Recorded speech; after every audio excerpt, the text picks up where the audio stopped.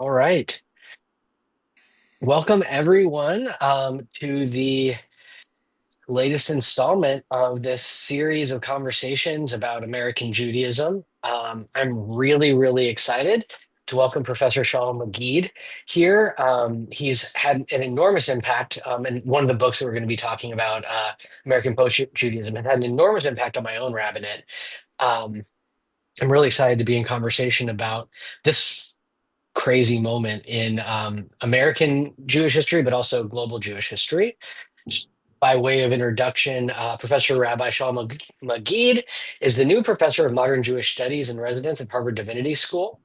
After an incredibly wide array of experiences in various modes of Judaism and receiving rabbinical ordination in 1984, he went on to complete a master's degree in Jewish thought from Hebrew University and a PhD in Near Eastern and Judaic studies from Brandeis. His research bridges centuries and disciplines, exploring topics from 16th century Kabbalistic mysticism and Hasidism, and to contemporary American Judaism, Jewish identity, race, and even critical theory. He's author of 8 books and just countless articles and essays, and has an incredible Substack that I would suggest following. Tonight, we're going to be talking primarily about topics from his 2013 book, American Post-Judaism, and his most recent book, The Necessity of Exile. Shaul, thank you so much for being with us tonight. Thank you, Andrew. One, I kind of just want to start us off with the big question, and it's implicit to the most recent blog post you made on your Substack, and is addressed throughout American post-Judaism.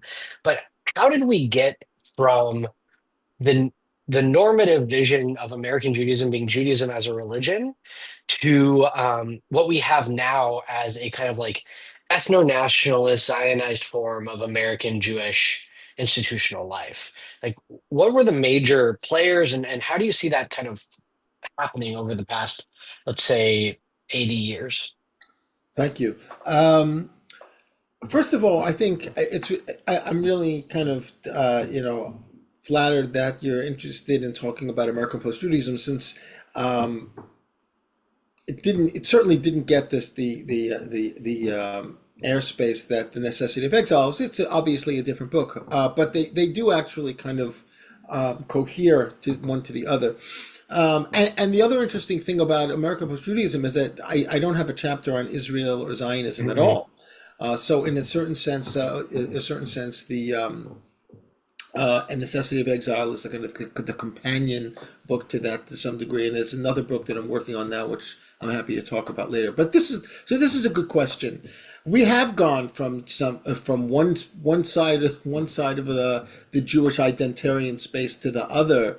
I don't know. It's funny when you talk about American Judaism. Like, where do we really want to begin? Obviously, Yeah. the Jews that lived in the colonial period, a very small number of Jews that lived in the colonial period. There were Jews that were, the first Jews really were from Recife in Brazil, that are coming from Spain and Portugal, and probably the most well-known person from that period is Emma Lazarus, who of course wrote the famous poem on Statue of Liberty, and her sister Josephine Lazarus, who was an interesting person who most people don't know about, who spoke at the Yeah, I parliament. didn't know about her until your book. Yeah. Her book is fascinating too. Yeah, Yeah. she wrote this book called "The Spirit of Judaism," and that she published in, I think, in the 1890s. That was ripped to pieces in the New York Times by Kaufman Kohler, who was then I don't know if he was yet the rector of Hebrew Union College. Anyway, I think a good place to start is really 1885, which is the Pittsburgh Platform. That might be a really good place to start, because the Pittsburgh Platform was the first official statement of Reform Judaism, and it there are a number of things that it says, but one of the important things that it says is that Jews are no longer a nation, but a people who are carriers of a religious tradition. And he really wanted to place a very strong emphasis on the idea that it is Judaism that defines the Jewish people, and not race in particular, as Jews were considered to be a race, certainly back then. And in a certain way, that's not the first piece, but I think it's really maybe the most important, because it sets in motion a certain kind of historical trajectory, which then takes us to the present time. But I think if we want to jump, for example, from 1885, and the reform movement has a variety of other, um, synods, so to speak, where they start to really change that attitude, and the idea of Israel and the idea of Zionism starts to kind of slowly creep in. But American Jews generally, from the beginning of the 20th century, were very wary of Zionism because Zionism really posed a very serious challenge for their Americanization, for them becoming Mhm. American, the kind of the accusations of dual allegiance and all of these kinds of things. Of course, in 1915, Louis Brandeis has this famous essay called "The Jewish Problem: How to Solve It," where he talks about Zionism. So there's movement in the reform movement, but it still really sees itself as a movement that seeks to Americanize Judaism and Judaize Americanism. I Yeah. think I think there's something really interesting in the fact that um, Isaac Mayer Wise, who was the first chancellor of the Hebrew Union College, this goes back into the middle decades of the 19th century, believed that Americans will eventually become Reform Jews.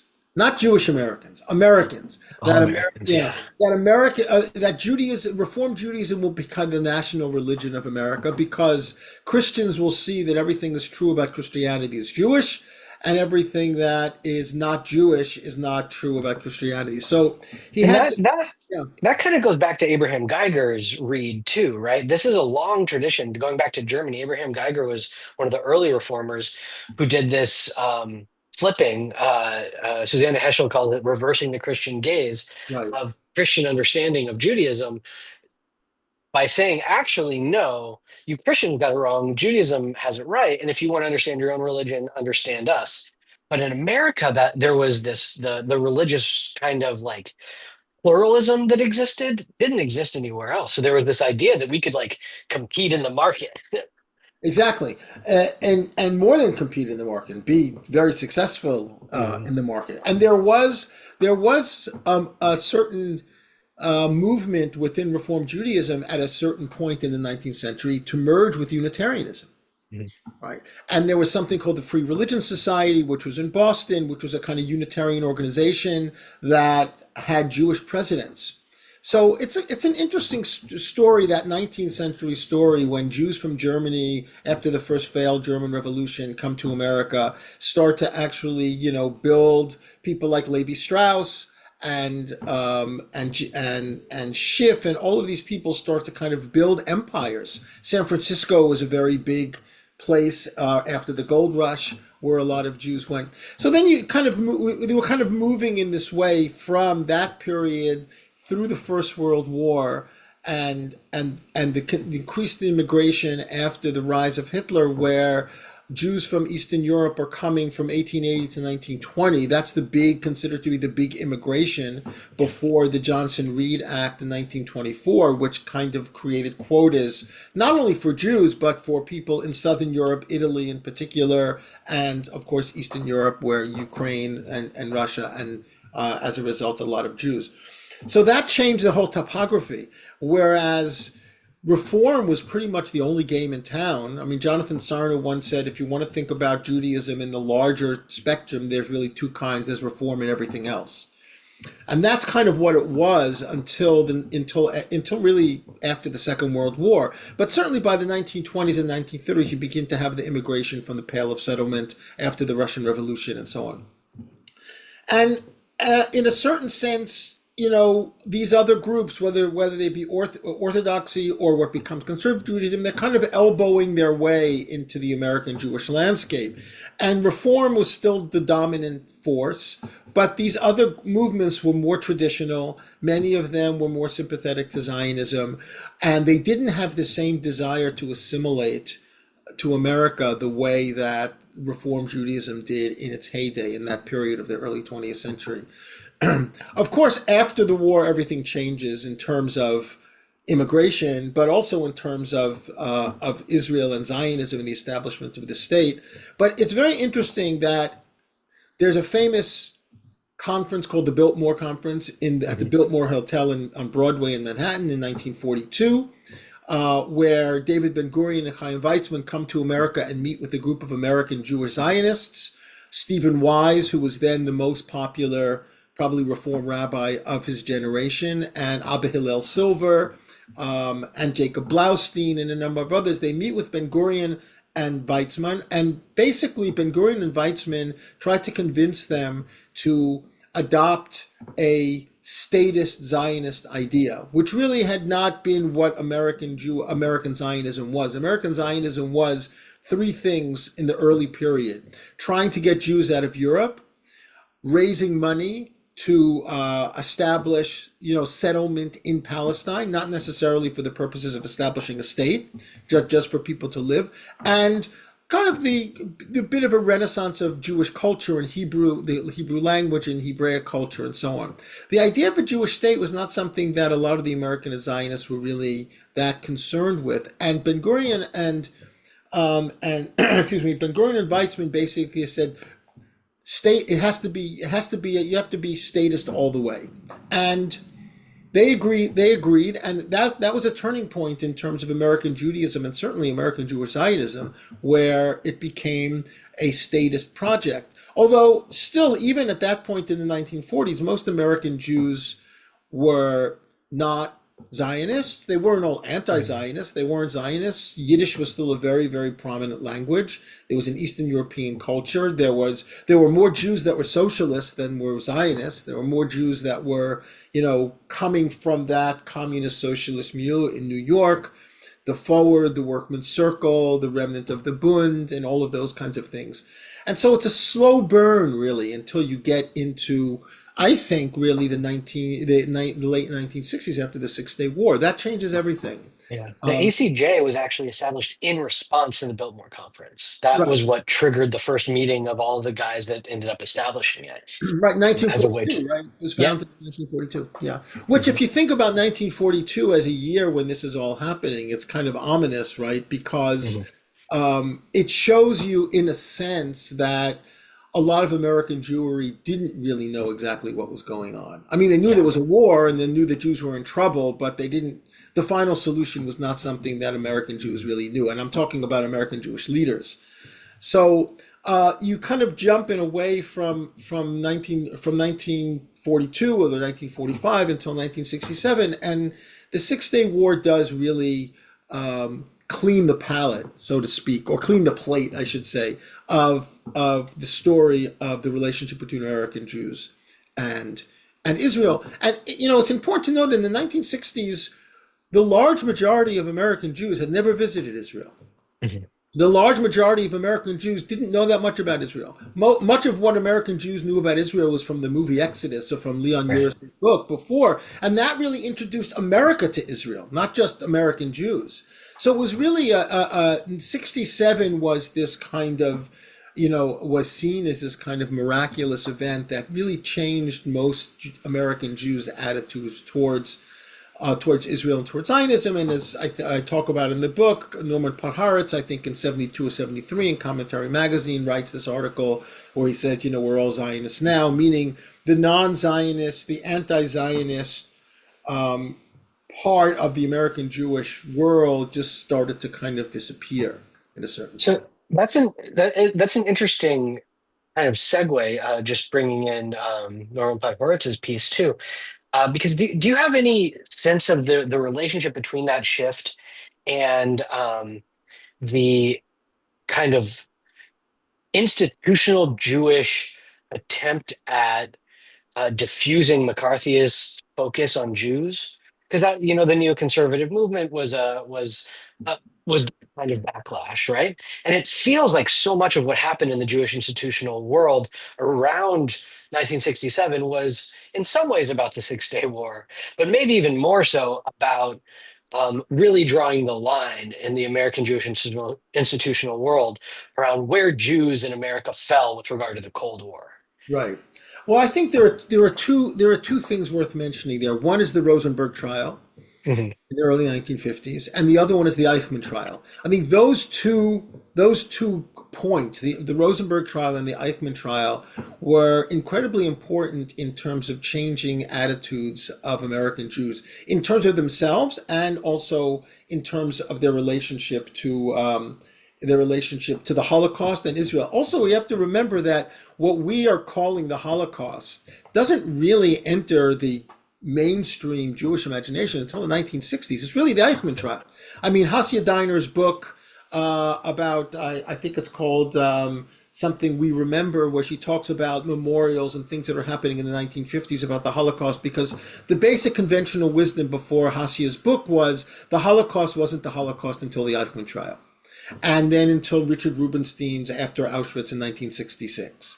And she shows that no, actually, Holocaust memorials were happening in summer camps, in community centers in the 1950s, which, I mean, it's a good corrective to the narrative. But still, I think in the popular imagination, the Holocaust as such, as we talk about it now, is really the Eichmann trial really puts it on the map in a I certain. also I also think that there's like the Holocaust in the Jewish imagination and the Holocaust in the wider American imagination, because the Holocaust is such a major part of America's own post World War II mythos, right? Like the whole rationale, that I was taught in my public school for going to World War II was to save the Jews and then the Holocaust. Yeah. Obviously, that's revisionist, but I think that I do think that like you're saying, that widespread, even beyond the Jewish world, view of the Holocaust being a central piece of World War II was much later. Yeah. Yeah, I wrote a piece on the Holocaust Museum. Two versions of it. One of them came out in Jewish Social Studies. The other was coming out in a book about Jimmy Carter.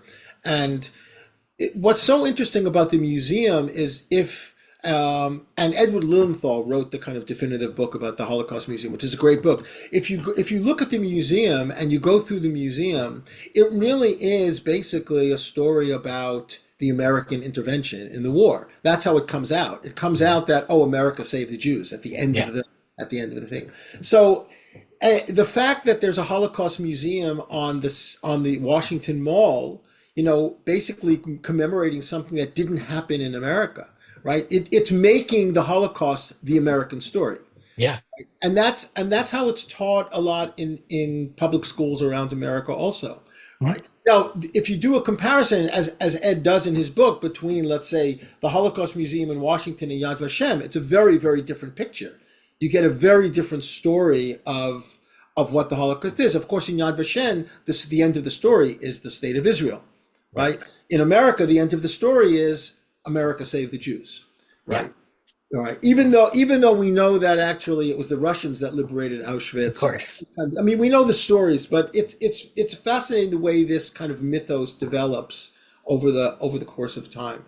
So I think that there's an important shift that's going on. We have to also remember at this time, and this goes to really, I'm 66, so my lifetime, where the Americanization process is successful. And you get to that turning point where most Jews in America were born in America. I'm not exactly sure when that is, sometime in the 1960s, probably a baby boomer phenomenon, where you have most American Jews not feeling like they're immigrants, not feeling uncomfortable, not feeling the need to Americanize. And part of the outgrowth of that is the emergence of the counterculture in the 1960s and the role that America plays in the counterculture, that then, in a certain sense, serves as an alternative to their own Jewish identity. They become radicals. They Yeah. become campus radicals. Before we get to the counterculture, I want to dial back a little bit, Yeah, and because within that is this um, idea in the counterculture of that time of like reclaiming a Jewish ethnic identity, akin to how other minorities in America were reclaiming their identities at that time.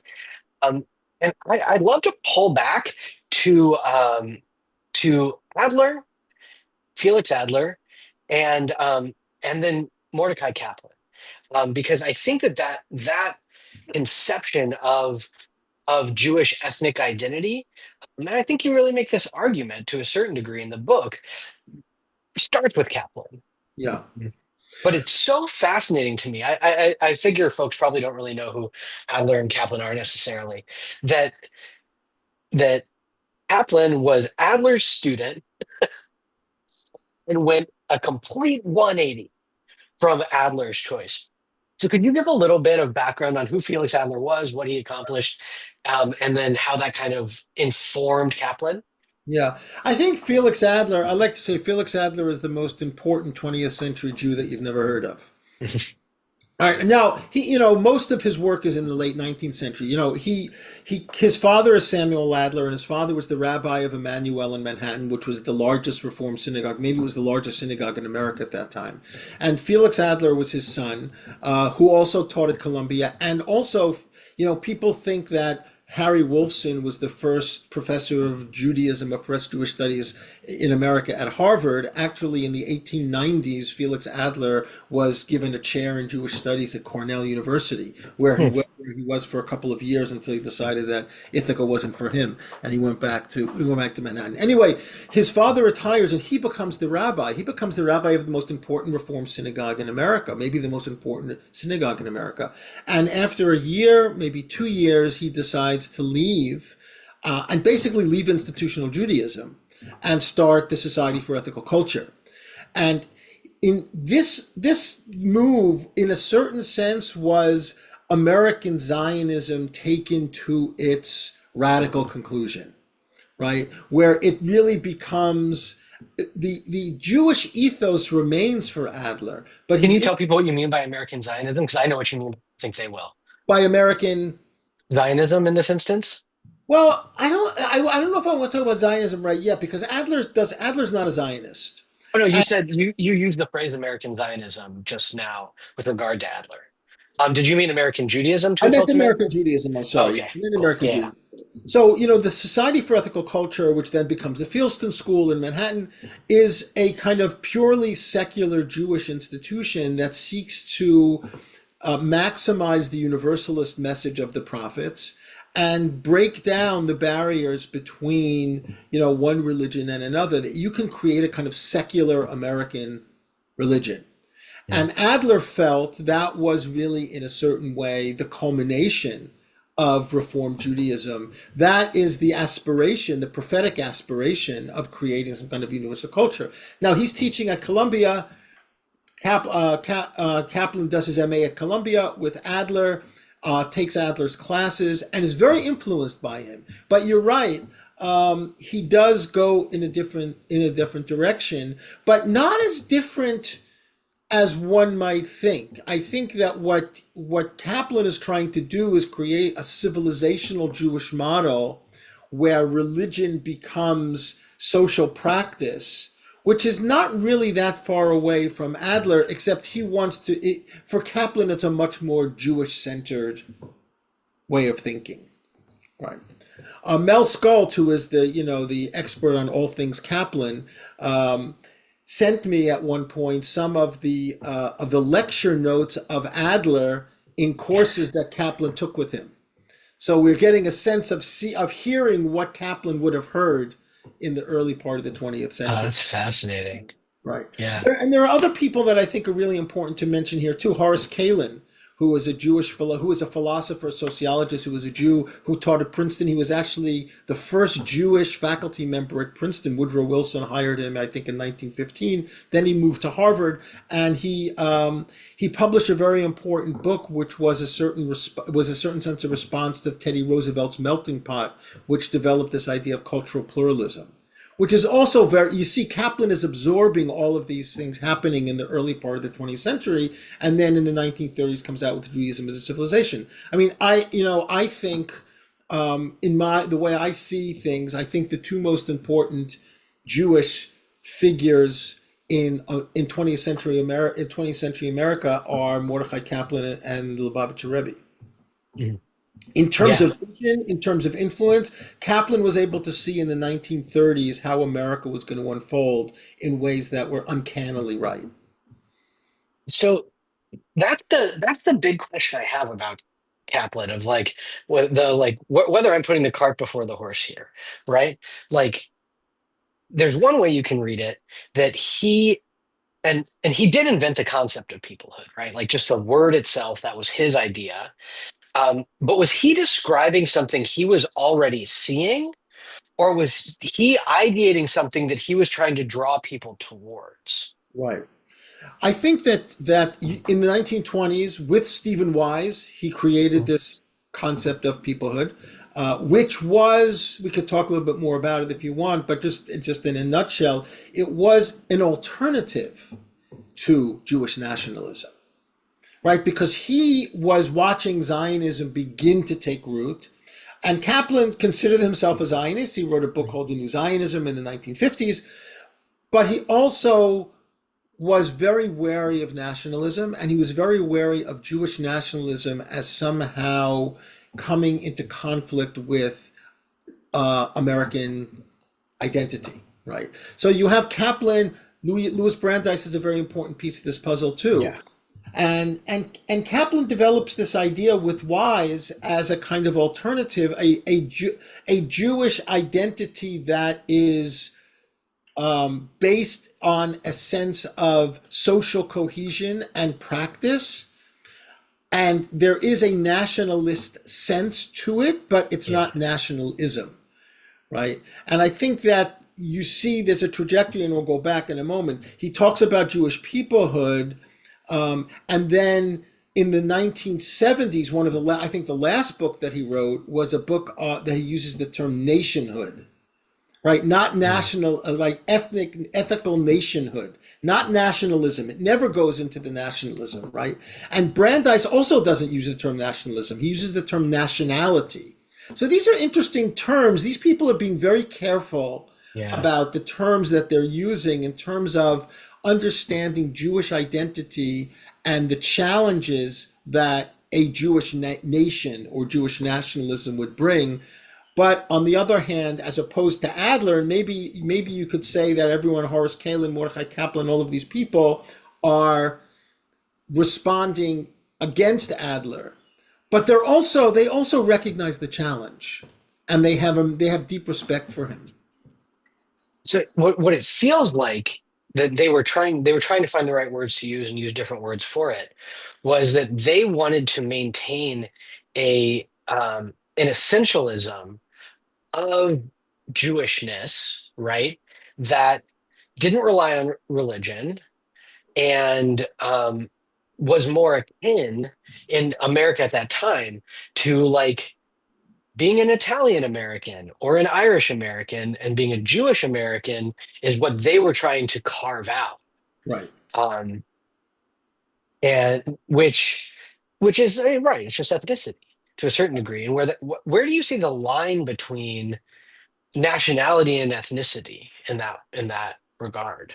Yeah, I think the other piece of it, the ethnicity part of it comes in when really in the 1930s, where the concept of race in reference to the Jews starts to become unusable after the Nuremberg laws in Yeah. 1935.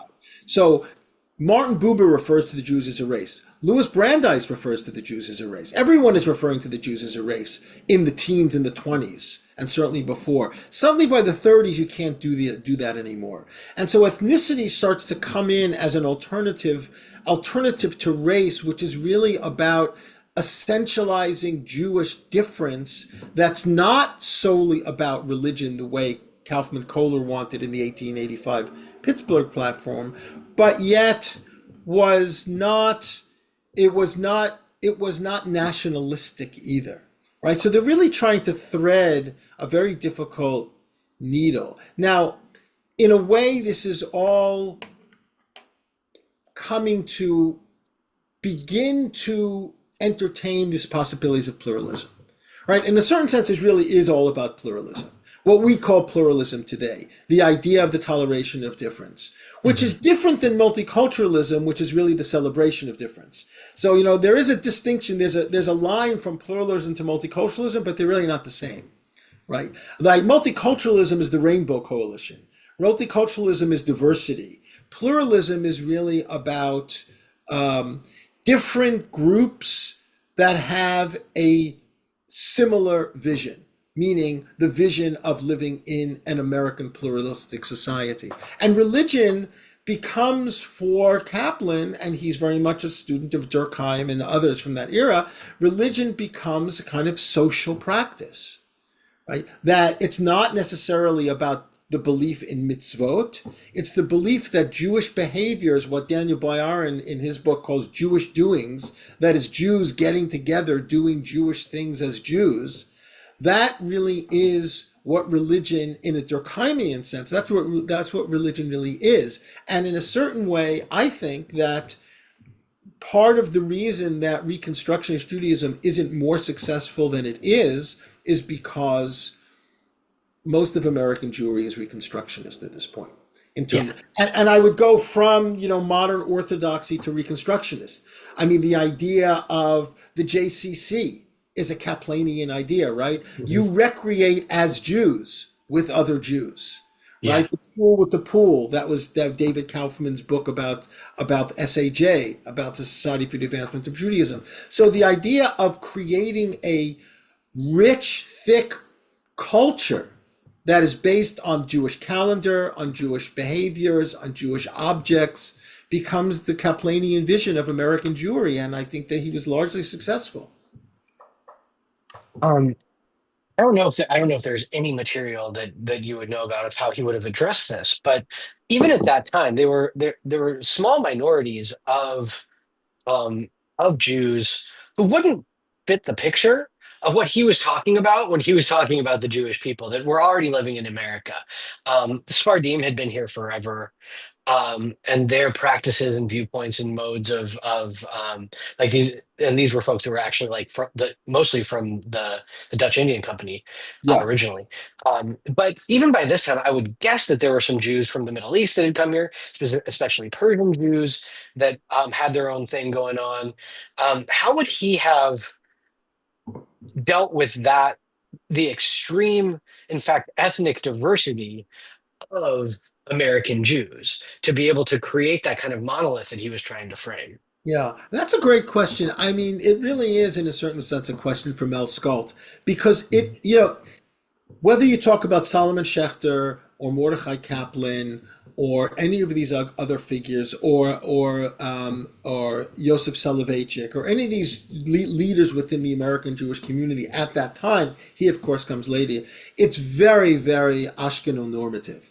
I mean, Yeah, they're coming from Europe. It's a European Jewish vision. There are Mizrahim that are coming from different parts of the Arab world, Syria in particular, and later Iran, more after the fall of the Ayatollah. But the it does those communities really coalesce around themselves. They establish their own synagogues. They live in particular places: New York, Los Angeles, Miami, and they don't seem to be in the sights of people like Schechter, Kaplan, certainly not Kohler.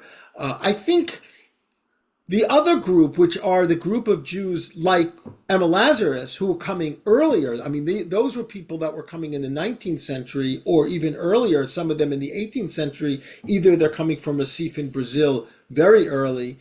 Those Jews had mostly assimilated by this time, right? So if you look at the middle of the 19th century, after the German Revolution, German Jews come to America. There are already Sephardic Jews, and I say Sephardic and not Mizrahi because they really yeah, are from Spain and Portugal. And many of them are all actually quite wealthy and successful and integrated, and then ultimately assimilate and kind of disappear. And then you have these other Jews that are coming from Syria, from Iraq, from Iran, from Morocco, and other places like that, that are coming slowly. And in many ways, there were more of those communities that actually moved to Mexico. You have a much stronger, bigger Syrian community in Mexico and parts of South America than you do in America during that period. But to your question, I don't know anything. I don't know of anything where Kaplan actually addresses the issue of the Mizrahi and how yeah, that the Mizrahi would function within yeah. his worldview, within his vision. Um, yeah, so I'd love to jump us back then to the radicals Yeah, in the 60s, right? yeah, Like this is kind of, I think what we were just talking about is kind of the seed that blossomed in the 60s to a great degree. right. And right now, just to like set sights on where I think the conversation might go, is I think we're seeing the fallout of that to a great degree. Um, and I just love to hear from you, like what you think changed and really shifted in the American world, especially amongst folks who would have considered themselves radical then. And how did we get to where we are now?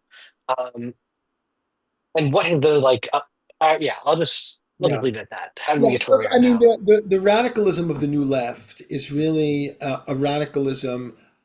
It's really a secular radicalism. It's very Mhm. influenced by Marx. It's very influenced by a number of people who were kind of generating a particular Marxist socialist worldview. And there's a kind of break in 67. So basically what happens is you have all these people like Mark Rudd and many people like him, these Jewish figures who were part of the SDS, who were part of the radical left, as secular Jews. They identified as Jews, but there was no religious content. And then in 1967, September of 1967, which is only a few months after after the Six-Day War, there was something called the New Politics Conference in Chicago, which was this New Left conference, and all of the leftist radical factions were there, and the conference decided to adopt a position against Zionist exploitation and colonization. This was literally like 2 months after the Six-Day War, right? So there wasn't even really an even occupation yet, right? But there was obviously they had sovereignty over those lands, and this alienated a lot of the Jews on the New Left because they weren't particularly Zionists. But the fact that the black nationalist faction was the one who put this on the table, came out with a very strong anti-Israel position, alienated a lot of those people. And the way I think it's captured best is in Arthur Waskow, who's a part of that. Arthur Waskow's The Bush is Burning from 1971, where he has a chapter called From Jewish Radical to Radical Jew. That was the kind of transition, right? Where these people were radicals and they were Jews, and now their radicalism is being poured into a renewal of Jewishness. So I think the example that I bring, which I think encapsulates this move, is that in the 1968 takeover of Columbia University, the protest at Columbia University against the Vietnam War, there were no Passover Seders. But in the encampments against the Gaza war, there was a Passover Seder. That's the shift, right? That Judaism starts to become part of the radicalism, as opposed to the Jewishness as being part of the radicalism. And I think that is impacted by multiculturalism and the impact of multiculturalism and the way in which the Jewish radicals, the young Jewish radicals today, who see themselves like model themselves after the radicals of the 60s in many ways, except now they actually have Judaism. But it's not an Orthodox Judaism. It's a Mhm. kind of Reconstructionist like Judaism, although they wouldn't call it that, right? It's Mhm. basically Jewish doings. Where to protest, where at an encampment, it's Shabbat. We have to have Kabbalat Shabbat. We have to have Pesach. Because that's what Jews do. But of course, it's not only for Jews. It's like, no, everybody's invited. And this, in a certain sense, I think is an interesting amalgamation of Felix Adler and Mordecai Kaplan. Let's do Jewish things, but let's invite anybody in. Yeah. And kind of the like star of the book eventually is Zalman Schachter Shlomi, Right. right? Who I had never heard of him until I read this book, and it opened the door to all of his work in renewal to me. So I'm endlessly grateful to you for that. Um, and I don't think a single one of these like new young radicals that you're talking about that are doing these things, because I've been a part of them in New York as well. Um, know who that guy was, Right. right? But they are certainly doing um, the Judaism that he unleashed into America. And how do you think that um, renewal in that way has made itself so widely expressed by people who wouldn't ever even know to call it renewal Judaism. Right. Yeah, I think again in my mind, he's maybe the third most important. I mean, I see Zalman as the love child of Mordecai Kaplan and Lubavitcher Rebbe. I think in some way he's bringing together those two visions, right? And he has a chapter in his book Paradigm Shift called "Renewal and Reconstructionism: Not a Theoretical Dialogue" or something like that. It's not the exact title. In other words, that there is a connection between Reconstructionism and renewal, and it comes through, as I understand it, the Lubavitcher Rebbe's vision of America refracted through the New Age. That becomes the lens. It's kind of like it's the neo Hasidism is renewal of renewal is like the Lubavitcher Rebbe's vision plus LSD. Yeah, You put those together, and what you get is a certain kind of renewal that Mordecai Kaplan becomes, in a certain sense, he becomes the architect for, because it's a civilizational model. The difference between Kaplan and Zalman is that Kaplan was a rationalist, and right. Zalman is a spiritualist. Right. And so the rationalism of Kaplan never really survives the counterculture. Right. It gets, in a certain sense, fed by a certain kind of neo-Hasidism. Arthur Green, of course, is the president of the Right. RRC for 10 years, right? And he comes into it through Zalman. And the Lubavitcher Rebbe, I think, in a weird way, is the real visionary of the whole thing. Now, he didn't take it the way Zalman took it, but that's because he, like everybody else, is limited by their own historical, their own biography. But that's kind of where it is. I spent a couple of weeks in Boulder some years ago going through all of the correspondence between Lubavitch Rebbe and Zalman that I hope to kind of translate and come out and publish as a book. It's fascinating where Zalman is really pushing him towards to move in a certain direction, and he can move. I'm talking about the Lubavitch Rebbe now, can move only so far, Yeah. but he can't actually go there. And it's like it's Zalman meeting Thomas Merton. It's Zalman meeting Timothy Leary. It's a whole series of meetings that he has. Howard Thurman from BU, who was the Black radical tradition, was Yeah. also And Ram Dass too, right? Ram Dass. I mean, what one of the interesting little tidbits is that Zalman goes to sit in on Howard Thurman's seminars at BU a year or two after Martin Luther King was there. So Right. they were almost sitting in the same classroom with Thurman, right? So they're getting fed the same kind of religious radicalism, spiritualism through Thurman. So Thurman's a really also one of these figures that's not well known enough within the Jewish world. He certainly is in the Black radical tradition world. So this is all kind of coming together, and I just want to add one other thing that Susanna Hesher told me. I don't know if it's ever been written down, but her father said, I don't know if her father said to her or her father said in some public forum that if there's a future for Judaism in America, it's in the black church. Now, what he meant by that, we can discuss, but I'm just saying that's another piece of it. Civil rights and the Yeah. concept of race and the role that Jews play in that. I think that's another part of the story. Yeah. And I would guess he meant something like what Mark Ellis wrote, right? The like Jewish liberationist theology type stuff. But all this is just bringing up to me, and this is of course where I'm going to go with it, just being a reform rabbi, is this feels like the slow unfolding of what Isaac Mayer Wise originally said, right? And that in a certain way that and Kaufman Kohler's concept of the mission of Israel as it was supposed to unfold in America was the same thing, Yeah, right? That starting with those early reformers and maybe even just kind of channeled through Felix Adler laid this groundwork for an American Judaism that um, transcends Jewishness, right? The Judaism is there for itself, and it's there for everybody, and Jews are the ones that are mostly doing it.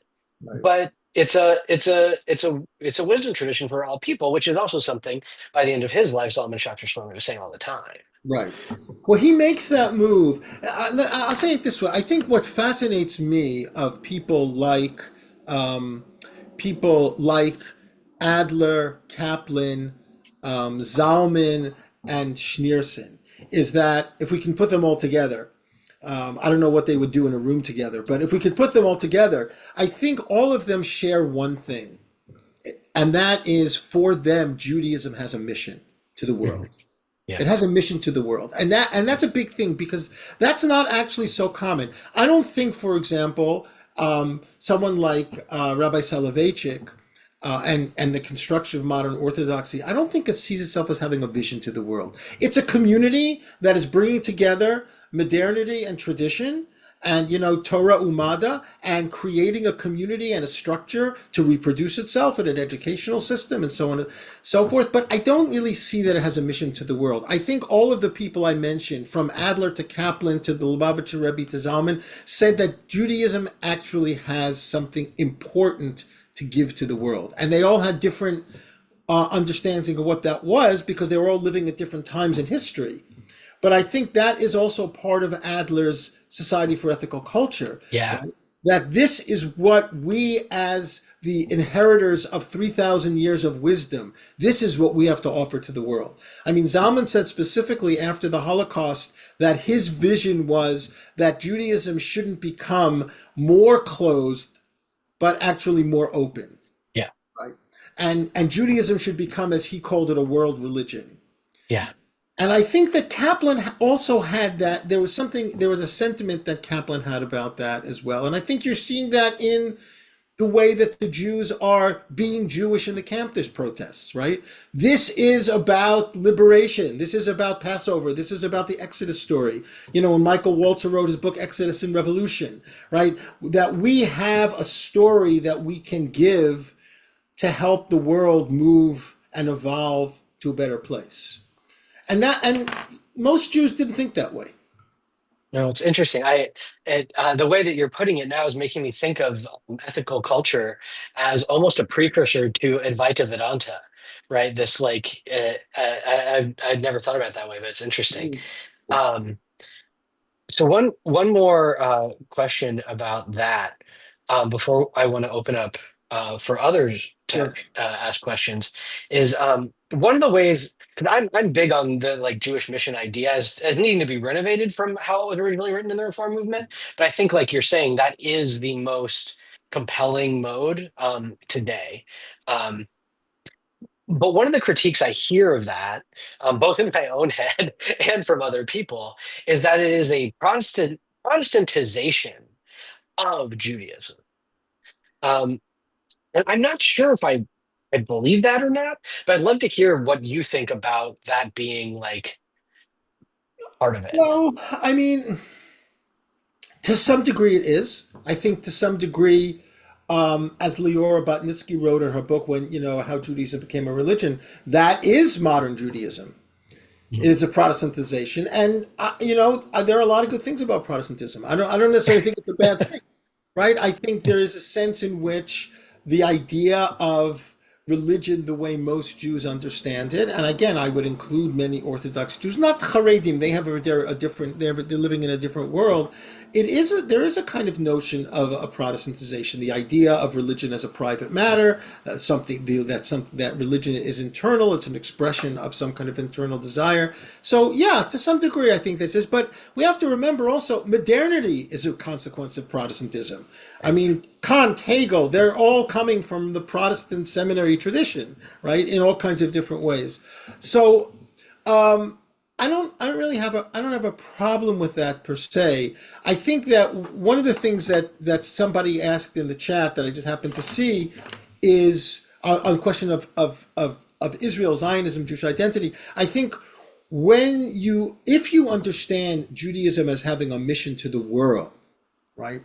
I think that Israel as a Jewish nation state has a role in that, but it's not its center, right? And I think the notion of a Jewish mission to the world is in some way, not exclusively, but but strongly a diasporic motto, right? Yeah.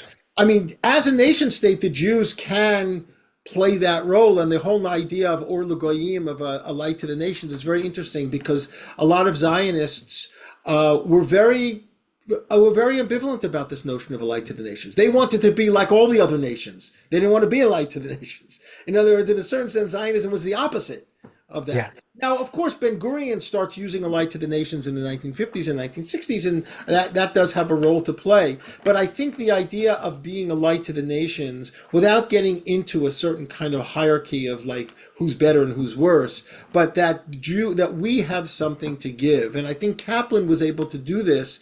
He was able to kind of create a notion of Judaism that is not about chosenness. I mean, that's the other piece of it, right? When does divine election when does divine election become incongruous with the mission? And I think Kaplan, I mean, Spinoza is the first one to reject it, but Kaplan basically says, no, this idea of chosenness, it can't work. It can't work. It can't work in a democratic society. It can't work in the world that we live in.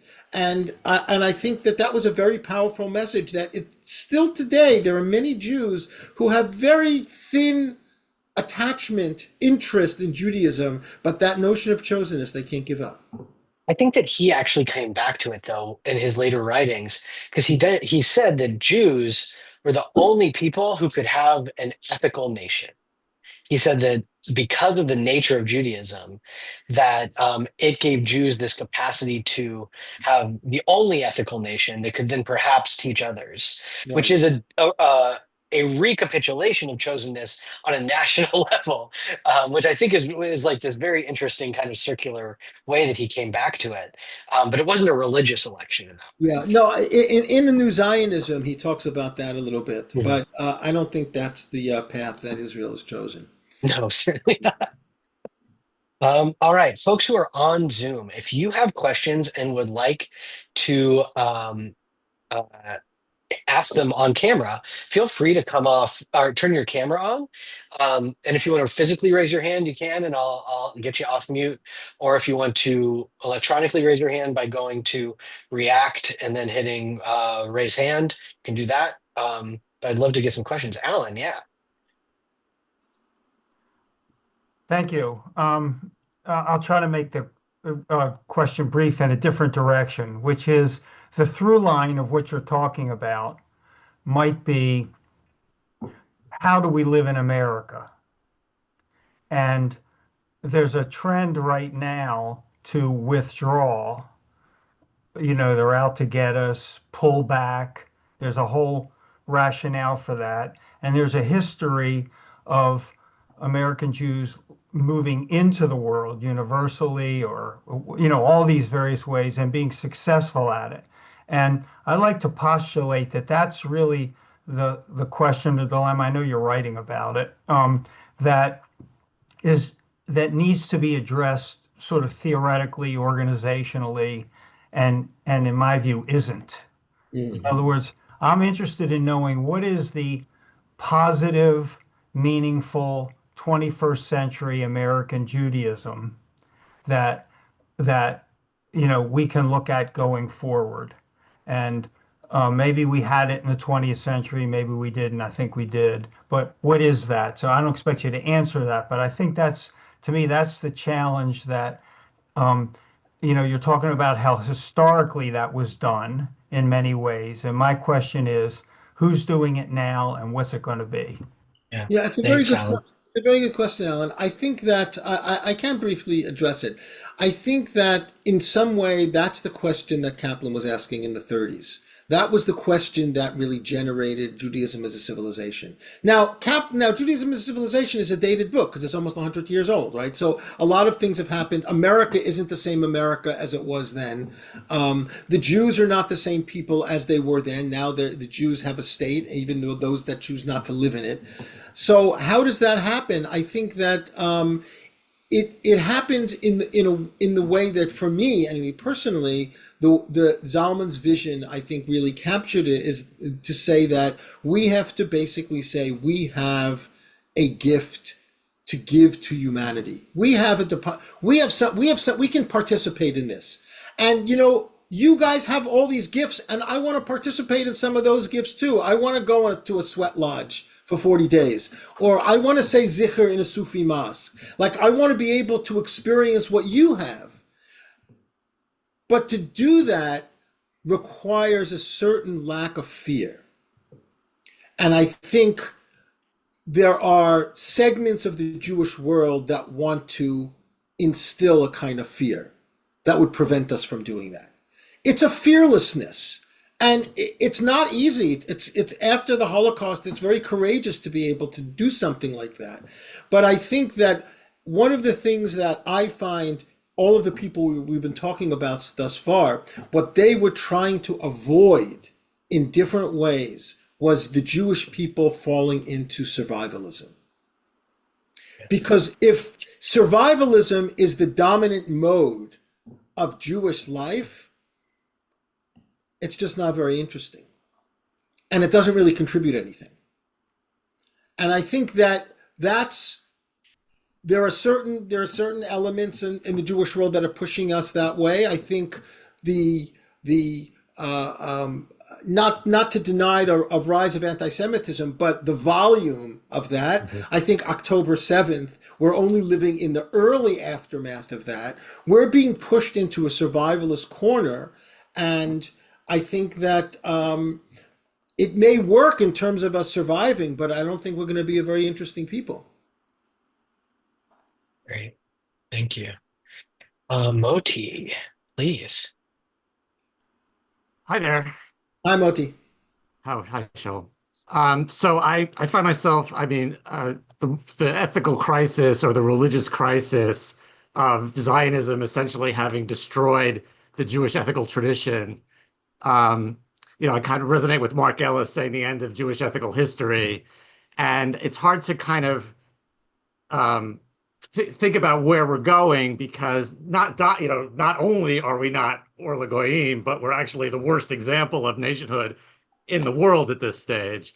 And with the Jewish infrastructure, the Jewish organizational world, most rabbis really cheering or at least supporting this kind of collapse of morality. It's hard to see. Do we separate from Zionism and just you go your way and I'll go mine? Is that even feasible? Do we split again? I think we've been discussing this for the last year and a half, yeah. But I'm interested in your thought on that. And also, is it as bad as Mark Ellis made it out to be? I tend to think that it is. I'm interested in your thoughts on that. I would, in terms of Mark Ellis, who I also really read very carefully. Another book that I would suggest reading is a new book by Yaakov Yadgar called "To Be a Jewish State." Zionism is the New Judaism. It's really a fascinating book. Yadgar is an Israeli who teaches Israel studies at Oxford, and it's really a fascinating book. He's not a liberation theologian the way Mark Ellis was, so he doesn't work in that way. I think, to your point, Mati, I think that one can totally understand. I totally understand how, because of what happened in Europe from the 1930s and 1920s onward, Zionism became, in a certain sense, as Jewish nationalism became almost a necessity, right? To the point where it was really about saving lives. Right. Now, I get that, but I think because it became such an emergency situation and moved so quickly in such a tragic scenario, that it didn't give us as Jews time to really think of the true and deep occupational hazards, not of Zionism, of nationalism. Right. Of nationalism writ large. And here I would point to Aaron Shmuel Tamaris and Herman Cohn and others who were just saying, and a lot of the Jews, even Martin Buber, who was responding to World War I, who was just basically saying nationalism is not going to produce an ethical culture. So to say that, in a certain sense, as you said, the idea of Mark Ellis saying that Zionism, destroyed Jewish ethical culture, I think it's not the fault of Zionism. I think that's what nationalism does. And it may have been necessary at a certain point to save Jews. And now that the place exists, I'm not suggesting that it shouldn't exist, but it shouldn't necessarily determine how we who choose not to live there live our Judaism. Because I think that we have the opportunity, in America in particular, but not only in America, to be able to reconstruct and revive Jewish ethical culture. In not in a classical reform, let's not do the commandments and rituals, but actually doing the commandments and rituals as an articulation of the reconstruction of an ethical culture. That's what I think Kaplan's vision was. That's what I think Zalman's vision was. That's what I think, in some sense, the Lubavitcher Rebbe's vision was, although it's a little bit more complicated there.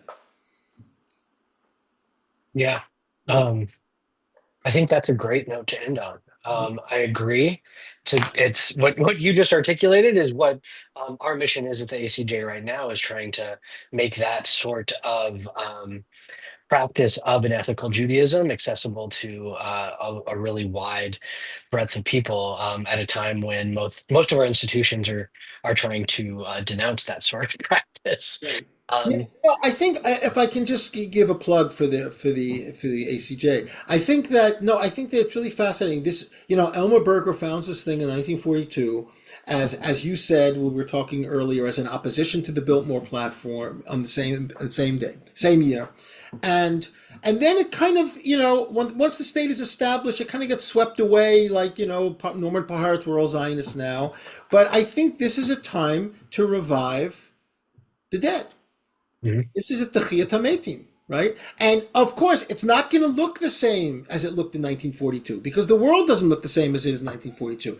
It's already on the other side of the New Age, on the other side of multiculturalism. In the world of post-ethnicity, as I articulated. But you can revive these visions the way that Neo-Hasidism revived Hasidism, in a way that can answer the needs of the time. And I think that, look, almost half the Jews in the world live in the United States. I don't know what the percentage is, 40-something% of the Jews in the world live in the United States. And we have an incredible opportunity to create something new, and to create something in conjunction with and in partnership with the other religious traditions and Americanism more generally. So, I applaud what you're doing, Andy. It's really Thank you. important. No, it's really important. And I think the future's on your side. Great. Thank you so much. And I want to piggyback on that and say to anyone watching, one way to make sure that we keep being able to do this is being generous and donating what you can to this cause. So feel free to go to our website, acjna.org. There's a donate here button. If you can spare a few bucks, whatever you can spare is very helpful to us. Thank you all for being here. Thank you so much, Shaul, for your time and your generosity with it, and with your wisdom and all the work you've been doing for so long to try to bring about this new stage of Judaism.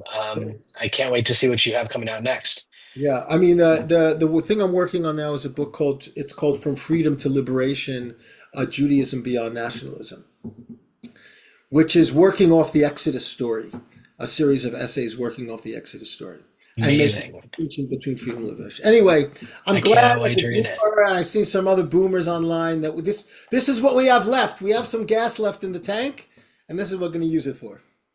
Great. Thank you so much. Have a Okay. great night.